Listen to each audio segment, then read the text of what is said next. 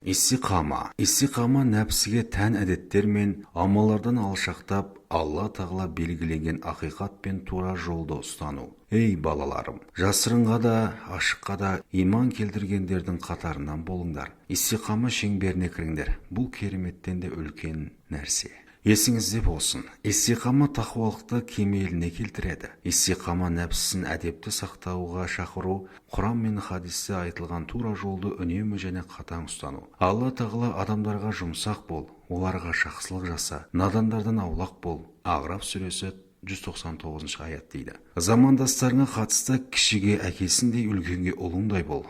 Адамдарды Раббыңның жолына хикметпен, көркем үгітпен шақыр. Жұмсақ бол. Адамдармен олардың ақыл-ой деңгейінде, олар түсінетін тілде сөйлес.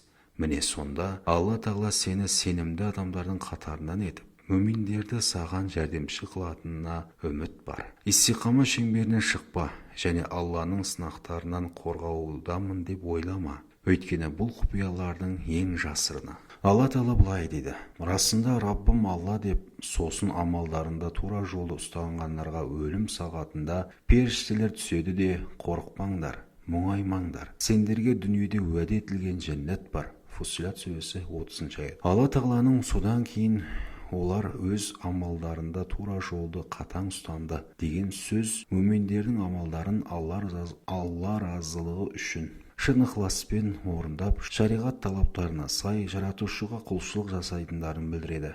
Әбу Бәкір Сыдық радиаллаху ан бұл олардың Алладан басқа ешбір тәңірге бет бұрмағанын білдіреді дейді. Омар радиаллаху ан бұл сөздің мағынасын дұрыс жолды таңдап, бұрыс жаққа бұрылмаулары, түлкі сияқты алдамауы, шариғат үкімдерін айналып өту деп тәпсірлеген. Пайғамбарымыз саллаллаху алейхи уассалам: дұрыс жолды ұстан, сонда оның сансыз сауабын санай да алмайтын боласың. Діндегі амалдардың ең жақсысы намаз. Тек шынайы мүмин ғана үнемі дәретпен жүруге тырысады. Сондай-ақ дінде тура жолмен жүру кез келген істің кемелдігі мен толықтығына жету дәрежесі екенін ұмытпа. Бұл деңгейді ұлы адамдар ғана меңгере алған. Сөзімізді растау үшін шейхтердің бірінен жеткен бір оқиғаны келтірейік. Бір шейхтің түсіне пайғамбарымыз саллаллаху алейхи вассалам кіреді. Шейх: уа Алланың елшісі саллаллаху алейхи вассалам, сіздің Худ сүресі түскен кезде менің шашым ағарып кетті деген сөзіңіз жетті. Сүренің қай жері сіздің шашыңызды ағартты? Пайғамбарлар туралы қиссалар ма, әлде халықтардың жойылу оқиғалары ма дейді. Пайғамбарымыз саллаллаху алейхи вассалам: жоқ, олар емес.